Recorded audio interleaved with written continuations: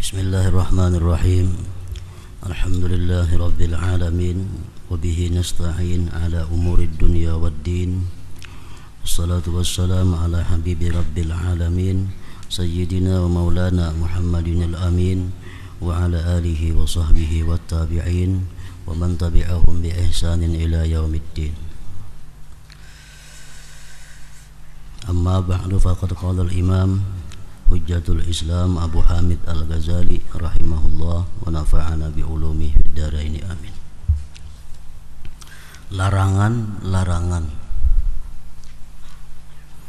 artinya perkara-perkara yang ditegah dilakukan di dalam sembahyang, perkara-perkara yang kada boleh dilakukan di dalam sembahyang. Rasulullah sallallahu alaihi wasallam melarang dalam salat dari as-safan dan as-sapad. Yang keduanya telah kami sebutkan. As-safan telah disebutkan dahulu, artinya adalah irtifa'u ahadil qadamain. Artinya batis itu bertinggi sebelah. Umpamanya tangan ini contohnya batis, sebelah bertinggi. Ini dilarang macam itu. Atau sebelah bermaju. Nah, mestinya rata dinto batis kita, ini maju sedikit sebelahnya, itu dilarang juga. Jadi mesti bujur-bujur rata batis kita ini, karena dilarang oleh Rasulullah. Batis itu bertinggi sebelah dilarang, bermaju sebelah kada boleh juga, mesti rata. Nah, jadi kada kawa kada diitihi dahulu batis sebelum sembahyang. Kita itihi dahulu batis rata kada sudah.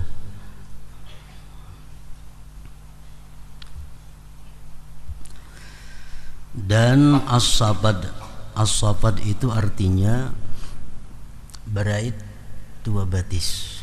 Kan sudah disebutkan juga minggu dahulunya. Batisnya itu betatai dua berait. Nah, sembahyang batisnya betatai dua. Tasantok kiri kanan nih batis dilarang itu. Jadi mesti ada jarak. Jaraknya jangan terlalu luas, paling luas sakilan. Jangan mengumpati garis di pasahapan. Garis pasahapan itu keluasan. Kan pasahapan nanti nang bergaris sudah angka andakan batisnya itu. Nah, amun itu bahasa hasta parak. Nah, jangan umpat di situ. Jadi kita ukur kira-kira sekilan paling luas. Kalau kada 4 jari, jangan sampai kurang pada 4 jari, lebih pada sekilan jangan juga. Nah, jadi batis kita rata kiri kanannya, rata tinggi rendahnya, rata mundur majunya, dan jaraknya ini jangan lebih pada sekilan. Dan di situ kita disuruh bahwa jari batis ini semuanya menghadap kiblat. Kebanyakan kita sembahyang itu batis kayak biasa takadintu. Kenapa sebabnya? Karena kada memperhatikan batis ini terliwat ke kanan, lewat ke kiri. Memang kita macam itu, keadaan kita sehari-hari bila berdiri batis macam itu. Nah, sembahyang ini harus beda dengan kebiasaan. Sembahyang ini adalah ibadat. Ibadat itu artinya gerak-gerik kita jangan sama dengan kebiasaan, sesuai dengan aturan yang digariskan. Jadi batisnya itu diubah, jangan kayak kebiasaan babi rangkang muka itu. Nah, rata akan umpang kayak itu. Kawah aja rata akan kayak itu. Jangan kayak itu. Nah, rata-rata sembahyang macam ini. Sembahyang ganjam ini batis tumit berapat muhara jariji beluas. Nah jangan, mesti rata. Ini sama bini-bini macam itu juga, laki-laki pun macam itu juga. Luasnya jangan lebih pada sakilan antara dua batis, dan jangan terlalu rapat kurang pada 4 jari.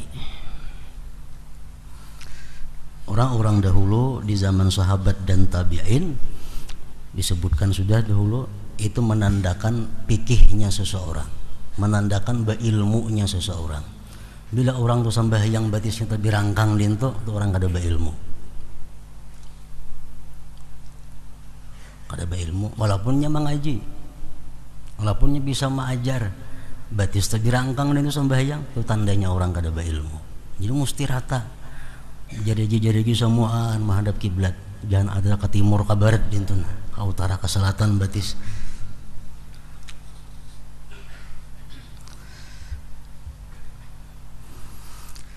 Rasulullah sallallahu alaihi wasallam melarang dalam salat dari as-safan dan as-sabat. Nah, jadi mesti jangan kayak kebiasaan. Memang kalau kita kebiasaan berdiri tak adinu tuh batisnya. Mau sembahyang ganti. Jangan kayak kebiasaan lagi berdirinya. Dan Rasulullah melarang juga dari iqa, sadal, kaf, ikhtisar, salab, muwasalah, salat hakin, hakib, haziq, salatnya orang yang lapar, marah, dan mutalassim. Tuh apa huruf lamnya di sini multasim, nang bujur itu tak berdahulu mutalassim, dan mutalassim yaitu menutup muka.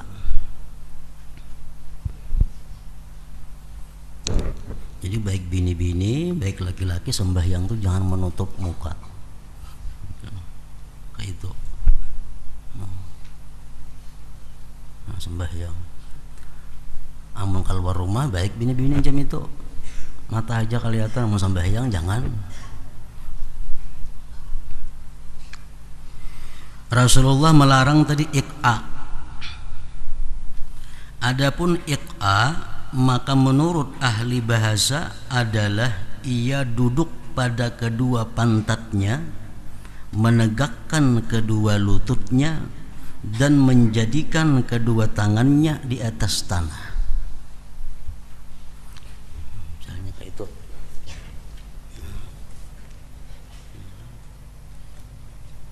Ini duduk iqa ngarannya. Sembahyang macam ini duduknya dilarang, ada boleh.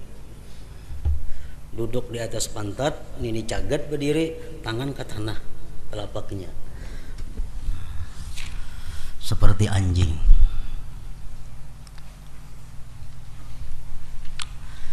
Sedangkan menurut ahli hadis adalah duduk iqa tadi adalah duduk di atas kedua betisnya dan tidaklah menyentuh tanah kecuali ujung-ujung jari kaki dan kedua lututnya.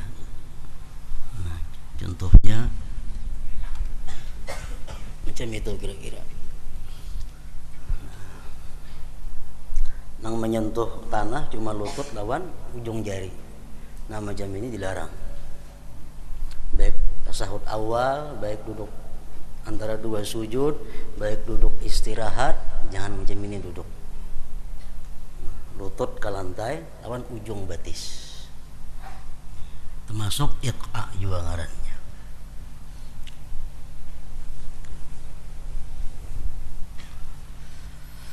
Adapun sadal menurut ahli hadis adalah berselimut dengan pakaiannya dan ia masukkan kedua tangannya dari dalam, lalu ia rukuk dan sujud demikian.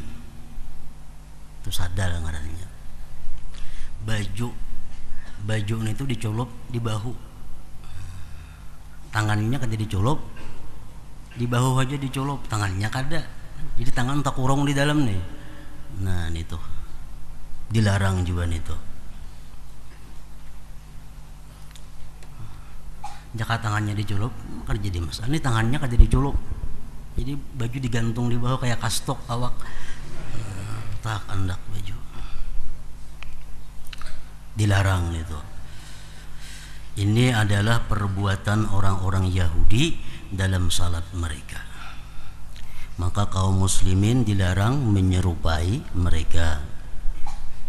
Sedangkan gamis, baju panjang sampai mata kaki dan lengan panjang adalah semakna dengannya. Baju gamis kah sama aja, dicolop, tapi tangannya kan dicolop, dikurung awak dalam baju. Nah, jangan itu. Ada yang mengatakan bahwa maknanya adalah meletakkan pertengahan kain di atas kepalanya dan ia lepaskan kedua tepinya ke kanan dan kirinya tanpa menjadikan kedua tepinya itu pada kedua bahunya. Ini termasuk yang dilarang juga. Meletakkan pertengahan kain di atas kepalanya dan ia lepaskan kedua tepinya ke kanan dan kirinya tanpa menjadikan kedua tepinya itu pada kedua bahunya. Pendapat yang pertama adalah lebih mendekati kebenaran. Nah, namun sama pada kedua-duanya dilarang. Maka kamban kayak bibinian tuh. Ujung ujung diletakkan baju untai ke bawah. Mestinya diselingkuhakan ke kanan ke kiri. Nah kayak itu maka amun bersurban diandak di kepala, nah, ujungnya diletakkan baju untai kiri kanan, nah itu kada boleh. Mesti nah kabahu kanan kirinya ujungnya itu.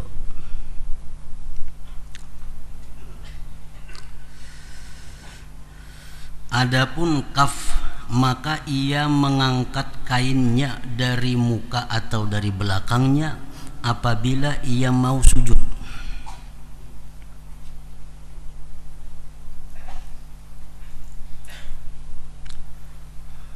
Itu kaf ngarannya.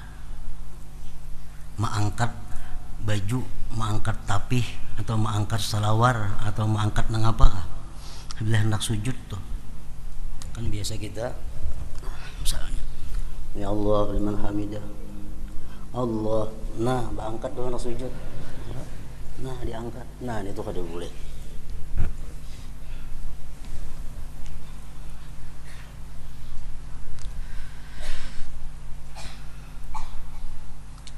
Sama menggulung tangan, baju tangannya. Misalnya hendak sembahyang kita digulung baju, nah itu makruh juga, kada boleh. Ini biar sepanjang-panjangnya. Kadang-kadang kaf itu pada rambut kepala. Maka janganlah sekali-kali seseorang laki-laki salat sedangkan ia mendandani, artinya menggalung rambutnya. Rambut nang panjang-panjang nang inget sini nah. Itu kalau hendak sembahyang biarkan aja diurai. Jangan digalung. Supaya apa? Supaya rambut tuh umpat juga ke tanah sujud. Ini orang pernah berambut gondrong tapi nya kayak kita kan apa kayak pang ini. Nah apa nang digalung. Ini laki-laki yang berambut panjang nang inget sini nah. Jadi kalau hendak sembahyang rambut biar lurus-lurusnya, jangan dibaiki, biar disuruh seadanya. Jadi waktu sujud rambut tak umpat juga sujud ke tanah itu. Jangan digalung.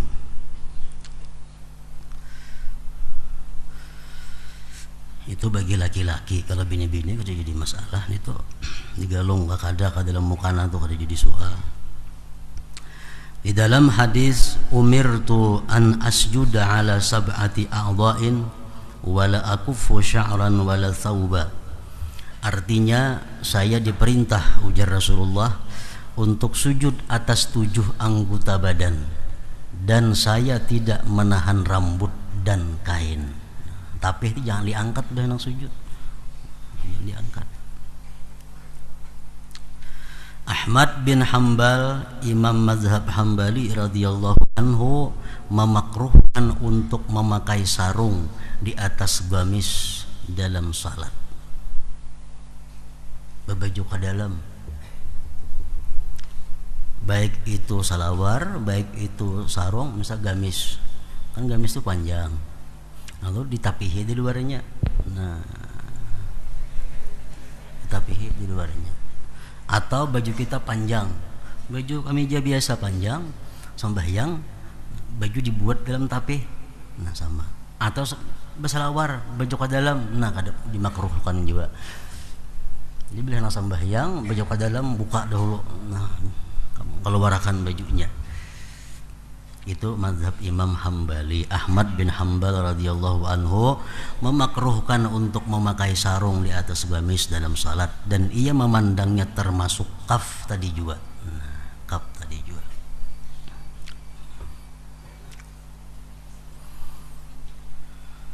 Jadi walaupun lain mazhab daripada kita, urusan yang dilarang tetap kita mengikuti karena mengambil apik. Jadi sembahyang jangan hendak berbaju ke dalam, mesti baju keluar. Dan Rasulullah tadi melarang juga ikhtisar. Adapun ikhtisar artinya maka ia meletakkan kedua tangannya pada kedua pinggangnya. Itu udah ada cuma sembahyang itu.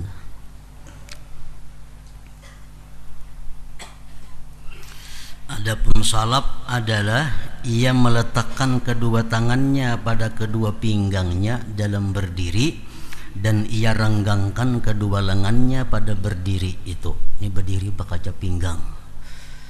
Nah itu dilarang juga sembahyang macam itu. Adapun muwasalah maka ada 5. Kada boleh muwasalah nih. Muwasalah dilarang juga. Muwasalah itu ada 5. 2 pada imam, yaitu agar tidak menyambung bacaannya Fatihah dengan takbiratul ihram. Jadi mesti ada diam. Allahu Akbar, bismillahirrahmanirrahim. Tarawih rajin ng bahancapan tu nah. Kada bakuma-kuma lagi, semuaan berait jadi satu. Dilarang itu. Jadi takbiratul ihram itu kita Allahu Akbar, kita disuruh bertahan. Sekurang-kurangnya sekadar subhanallah. Nah. Yang kedua, agar tidak menyambung rukuknya dengan bacaannya. Lakum dinukum waliyadin, Allahu Akbar, bersambung. Jadi lakum dinukum waliyadin mesti bermandak dahulu. Sekadar subhanallah, hanyar takbir ruku Allahu Akbar. Dan 2 pada makmum, yaitu agar tidak menyambung takbiratul ihram dengan takbir imam. Jadi tuntungakan dulu imam bertakbiratul ihram, Allahu Akbar, tuntung imam, hanyar kita di belakang. Hanyar di belakang, jangan berait. Itu bisa kadesah kena sembahyang kita. Mun imam belum tuntung takbiratul ihram, kita sudah takbiratul ihram juga, nah membahayakan itu. Tuntungakan dulu imam Allahu Akbar takbiratul ihram, hanyar kita di belakang. Yang kedua daripada makmum ini, agar tidak menyambung salamnya dengan salam imam.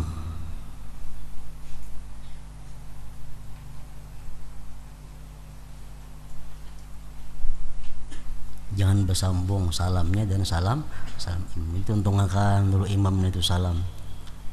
Keduanya hanyar kita salam. Itu anjurannya. Tuntungakan imam dulu 2 kali salam, hanyar kita salam. Dan satu di antara keduanya, imam dan makmum, yaitu agar tidak menyambung salam fardu dengan salam kedua, dan agar ia pisahkan antara keduanya. Salam pertama itu salam rukun sembahyang, sedangkan salam yang kedua salam yang sunat. Nah antara fardu dan sunat itu jangan digabung, mesti dipisah.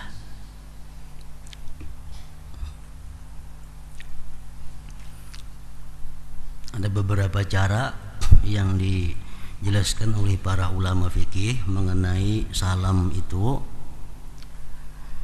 Nah, jadi kita mulai salam wajah kita masih ke arah kiblat. Begitu kita wabarakatuh, wajah kita sudah di hujung sana. Nah, jadi contohnya misalnya salam, assalamualaikum warahmatullah. Ini parah ya buliknya berana aja. Sudah ke tengah pulang hanya assalamualaikum warahmatullah. Nah, jangan disambung.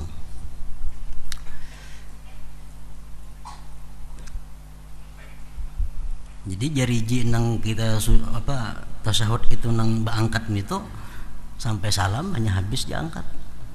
Sampai kita menyapu tangan kita nah hanya habis. Ini ganakannya aja. Assalamualaikum warahmatullah. Assalamualaikum warahmatullah. Buliknya itu kalau 2 kali salam. Kalau kita hendak sekali aja bang salam, kada usah kulih kanan kulih kiri, ganah aja assalamualaikum warahmatullah, itu aja.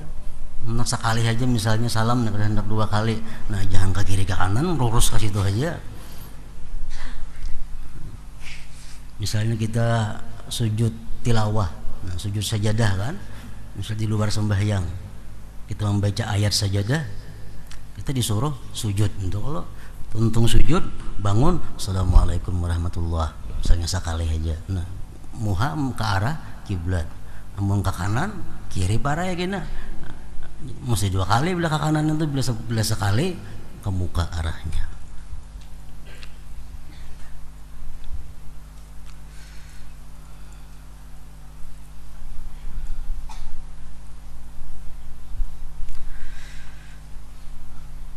Adapun hakin adalah karena menahan kencing. Ma'ari tiba kami, nah itu jangan sembahyang, kami akan dahulu.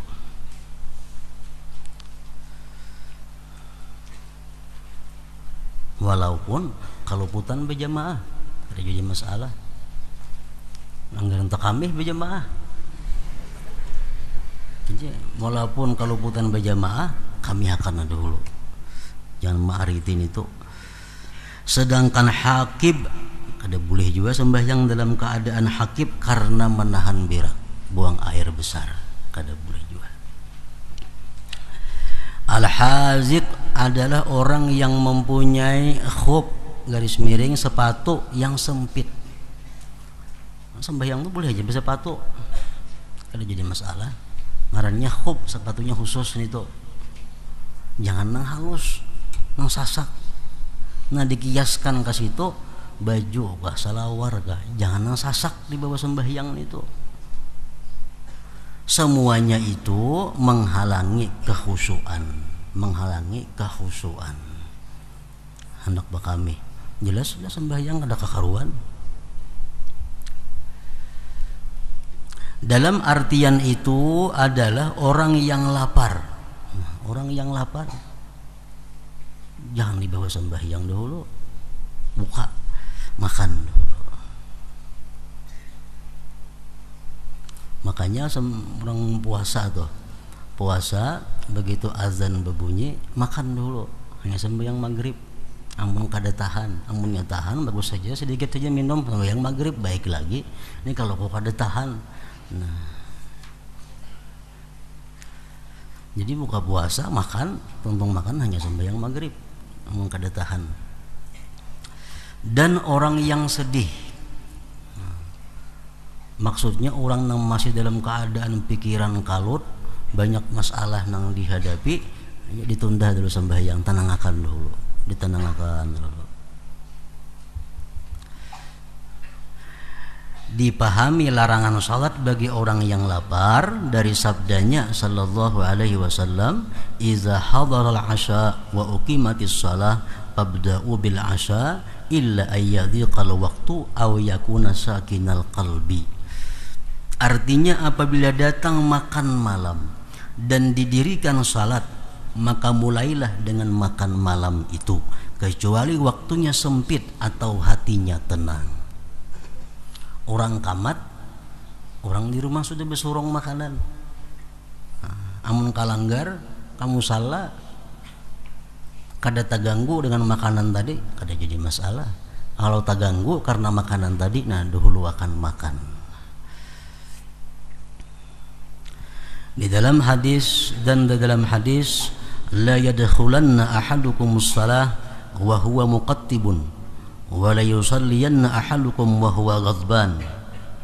Artinya janganlah salah seorang daripadamu salat padahal ia sedang kalut,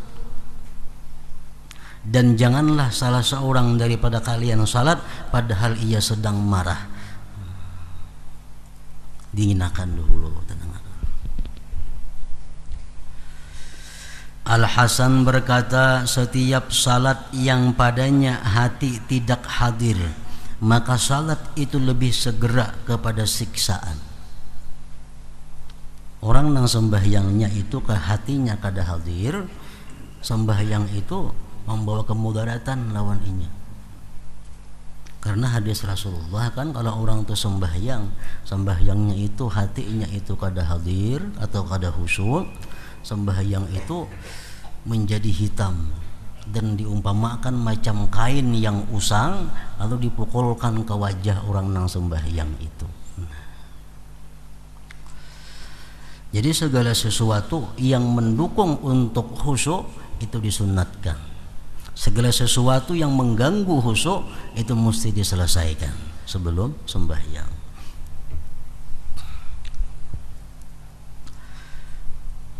Di dalam hadis sab'atu asya'a fis shalah minasyaitan, ar-ru'ab wan nu'as wal waswasatu wat tasa'ubu wal hukaku wal iltifatu wal abasu bisyai'. Artinya 7 hal di dalam salat itu dari syaitan, yaitu darah dari hidung, rastungan. Otomatis sembahyang kita kan teluruk darah itu najis, batal. Nah, itu bisa syaitan mengganggu sehingga darah keluar di hidung, supaya kita sembahyang ini batal. Kemudian kentuk, nah, mengantuk,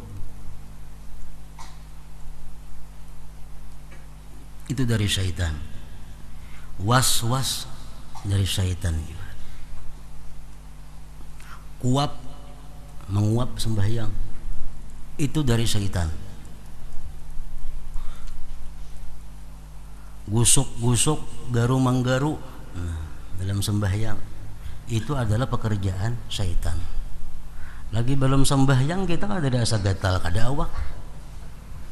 Begitu Allahu Akbar, kepala lah gatal, belakang lah gatal. Syaitan menggeritiki supaya kita ini menggaru. Nah,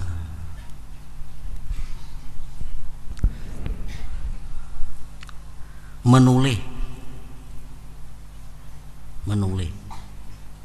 ke kiri atau ke kanan, dan bermain-main dengan sesuatu. Sebagian mereka menambahkan lupa dan ragu-ragu. Lupa rakaat berapa sudah sembahyang nih, dan ragu-ragu. Itu semuaan adalah tipu daya syaitan kepada orang yang sembahyang. Makanya dianjurkan sebelum sembahyang itu mengucap surat An-Nas dulu, qul a'udzu birabbin nas malikin nas, supaya sembahyang kita aman daripada gangguan syaitan tadi. Sebagian salaf berkata 4 hal di dalam salat termasuk kasar, yaitu menulih sembahyang kita. Misalnya Anda datang di higa kawan, nah, itu kasar. Mengusap wajah, sembahyang tuh namanya pemuha, apakah disapui? Termasuk kada beadab artinya. Meratakan kerikil untuk sujud,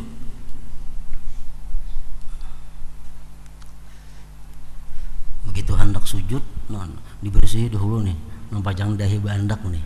Nah. dan kamu salat di jalan orang yang liwat di mukamu. Artinya sembahyang di jalan, sembahyang di kalaluan orang. Nah itu.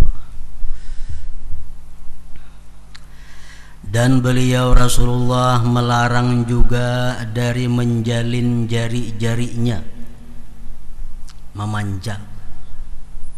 Memang nggak ada jawaban kayak kita macam ini sembahyang tangan. Maka ini bebancannya adakah?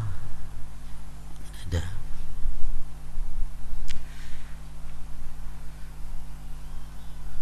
Atau membunyikan jari-jarinya, sembahyang sambil menggeripukakan jari, tak tak nah berbunyi dan sembahyang. Waktu berdoa aja kada boleh itu apalagi sembahyang. Berdoa ini nah. Menanai lawan Tuhan supaya diberi rahmat, supaya dikabulkan doa, tapi tangan geripukan itu apa?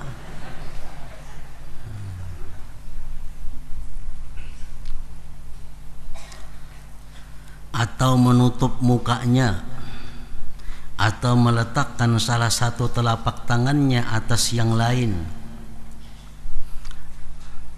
yang dilarang juga itu, dan memasukkan kedua telapak tangan itu di antara dua pahanya pada waktu rukuk. Sebagian sahabat radhiyallahu anhum berkata, kami melakukan hal itu lalu kami dilarang. Kan rukuk kita telapak tangan mesti di lutut bandak.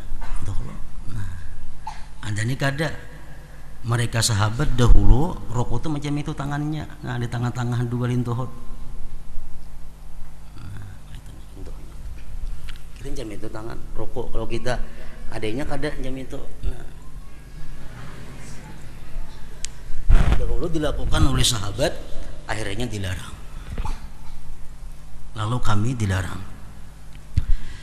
Dan dimakruhkan juga meniup tanah ketika sujud, meniup sajadah, makruh, untuk membersihkan, dan juga meratakan kerikil dengan tangannya, makruh juga. Sesungguhnya itu adalah perbuatan-perbuatan yang tidak diperlukan. Dan ia tidak mengangkat salah satu dari dua telapak kakinya lalu diletakkan di atas pahanya. Orang duduk sila panggung, nah sebelahnya itu batisnya sebelah ke atas paha. Nah, ada boleh juga itu sembahyang jam itu. Sila panggung aja orang duduknya. Dan tidak bersandar ke dinding waktu berdirinya. Sembahyang ketujuh parak tihang kalau nah bersandar di tihang sembahyang.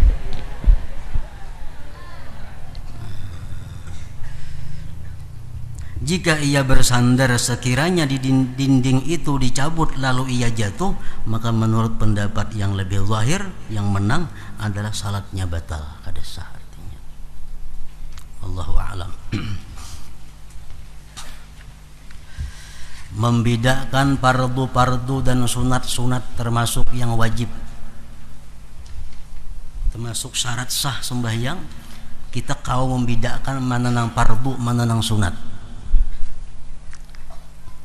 Seluruh apa yang kami sebutkan itu mengandung fardu-fardu dan sunat-sunat, adab dan hayat tingkah dari sesuatu yang seyogianya bagi orang yang ingin menempuh jalan akhirat untuk memeliharanya seluruhnya. Jadi sekecil apapun yang disuruh oleh Rasulullah dalam sembahyang hendaknya dilaksanakan. Sekecil apapun yang dilarang oleh Rasulullah di dalam sembahyang itu hendaknya kita jauhi. Memang kita kada kawa pas 100% sembahyang itu macam Rasulullah, kada kawa. Ada hadis Rasulullah, saddidu, artinya bujur-bujur, harus pas artinya. Nah, amun kada kawa wa qaribu, parak pas barang. Parak pas, mun kada kawa pas sama sekali, parak lawan pas. Fardu dari jumlah itu ada 12 perkara, yaitu niat, itu fardu. Kedua takbiratul ihram, takbiratul ihram, takbir yang pertama nih tuh. Kenapa dengarannya ihram takbir nih tuh? Pemulaan tuh Allahu Akbar, ngarannya takbiratul ihram. Ihram itu artinya mengharamkan. Artinya takbir itu mengharamkan kita berbuat, berkata sesuatu selain yang diatur oleh Rasulullah dan para ulama-ulama itu.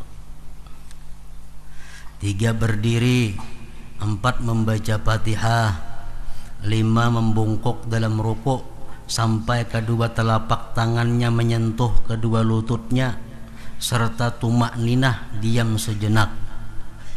I'tidal, tegak kembali dari rukuk dengan berdiri. 7 sujud dengan tumak ninah dan tidak wajib meletakkan 2 tangan. Nah, ini pendapat dhaif. Pendapat yang muhtamad, telapak tangan itu wajib juga diletakkan waktu sujud karena 7 anggota. Ada perbedaan pendapat ulama di situ antara Imam Nawawi dan Rafi'i. Nawawi mengatakan bahwa sujud itu 7 anggota mesti kena lantai. Sedangkan Rafi'i menyatakan cuma dahi aja yang wajib, yang lain tuh kada wajib. Nah, itu pendapatnya dhaif. Yang kuat yang punya Imam Nawawi tadi, sujud mesti 7 anggota. 8 bangkit dari sujud dengan duduk antara 2 sujud ngarannya rukun juga. Duduk untuk tasyahud akhir rukun juga. 10 membaca tasyahud akhir rukun juga. 11 membaca salawat atas Nabi Muhammad sallallahu alaihi wasallam rukun juga. Dan yang ke-12 salam yang pertama. Salam yang pertama itu fardu juga atau rukun juga. Adapun niat keluar dari salat maka tidaklah wajib. Ada ulama berpendapat bahwa ketika kita mengucap assalamualaikum warahmatullahi wabarakatuh, itu di hati kita berniat keluar dari sembahyang. Nah, itu kada wajib berniat, itu tuh sunat aja, kada wajib. Andai itu kada dibuat niatnya, kada mengganggu sahnya sembahyang. Sesuatu yang selain ini 12 tersebut tidaklah wajib. 12 tidak wajib. Tetapi itu adalah sunat-sunat dan hayat-hayat pada sunat dan fardu. Adapun sunat-sunat maka dari perbuatan ada 4, yaitu mengangkat 2 tangan ketika takbiratul ihram. Mengangkat 2 tangan ini pun bila kita kada melatih, kita kada kawaju pas bicara amin dulu di rumah di hadapan cermin diindahkan kayak apa nang pas mengangkat telapak tangan itu supaya jangan kurang jangan lebih. Dijelaskan sudah bahwa ini apa ngarannya belakang telapak jari membetuli bahu. Artinya jangan keluar pada bahu kayak itu nah kan keluar ngarannya nih mesti membetuli bahu. Lalu nang ini ibu jari membetuli bawah telinga, atasnya membetuli ujung jari-jari. Allah, kira-kira macam itu parak lawan pas mempas ban itu kira-kira kada jiwa cuma parak lawan pas Allahu Akbar. Tangan ini diratakan. Jangan nangka itu banyak banget nangka itu sembahyang. Apa nangka itu? Mengangkat 2 tangan ketika takbiratul ihram. Semalam sudah dijelaskan ada 5 cara yang diakui oleh para ulama cara mengangkat tangan itu. Jadi pilih salah satu antara 5 cara itu, jangan keluar pada 5. Imam Ghazali mengatakan bahwa yang terbaik di antara 5 cara itu adalah mengangkat tangan ini kada usah takbir dahulu. Sudah ini gana di sini hanya takbir, kena barnya ke sini. Itu yang paling baik ujar Imam Ghazali. Allahu Akbar. Itu. Ini naik ini peraya aja dulu. Ini macam mukaddimah naiknya, ini macam permulaan. Allahu Akbar. Itu yang Ghazali baik-baik. atau hendak ada macam itu nang sepanjangannya boleh juga mulai bawah Allahu Akbar, nah akro juga ada juga pendapat ulama nang macam itu. Ada juga nang turun naik perai di atas saja Allahu Akbar, nah, Allahu Akbar peraya lagi, nah ada juga.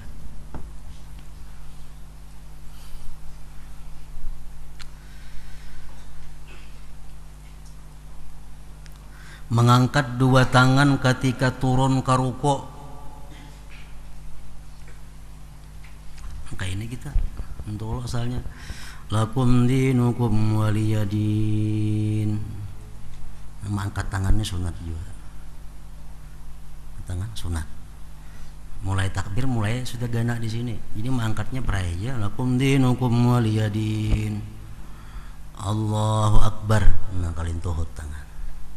Jadi mulai Allahu Akbarnya mulai di atas Allahu Akbar. Ketiga, mengangkat dua tangan ketika bangkit dari ruku' ke berdiri kayak i'tidal. Nah, mengangkat dua tangan ketika bangkit dari ruku' ke berdiri. Jadi mulai kita ruku', kita mulai berdiri itu mulai sami Allahu liman hamidah. Cagat di atas, tangan sudah turunnya perhaya bacaannya.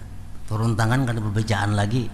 Contohnya misalnya ruku', sami Allahu liman hamidah, perhaya, turunnya perhaya.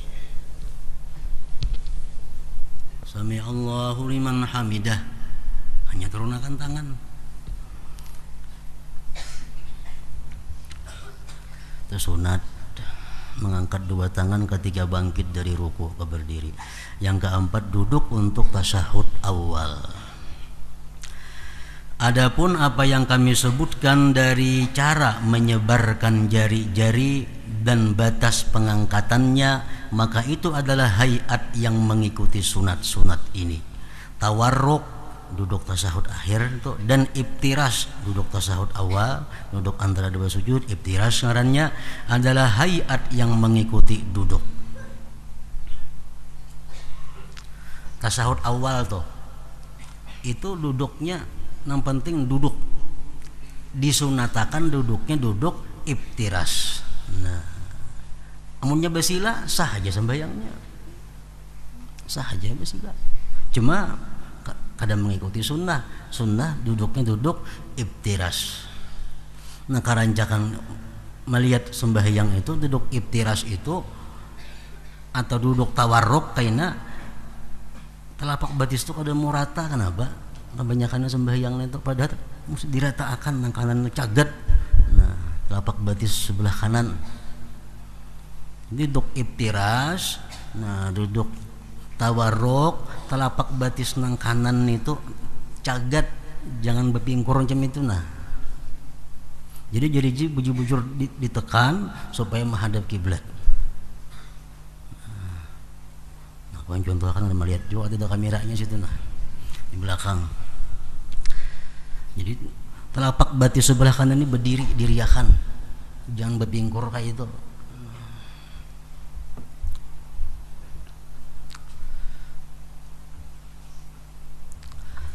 Tawarruk dan iftiras adalah hayat yang mengikuti duduk. Menundukkan kepala dan tidak menoleh adalah hayat bagi berdiri dan membaguskan bentuknya. Duduk istirahat tidak kami hitung termasuk pokok sunat dalam perbuatan-perbuatan, karena hal itu seperti membaguskan bagi hayat bangkit dari sujud ke berdiri. Karena perbuatan-perbuatan itu tidak dimaksudkan pada dirinya, oleh karena itu tidak disebutkan tersendiri. Nah, di situ adapun zikir-zikir sunat maka yaitu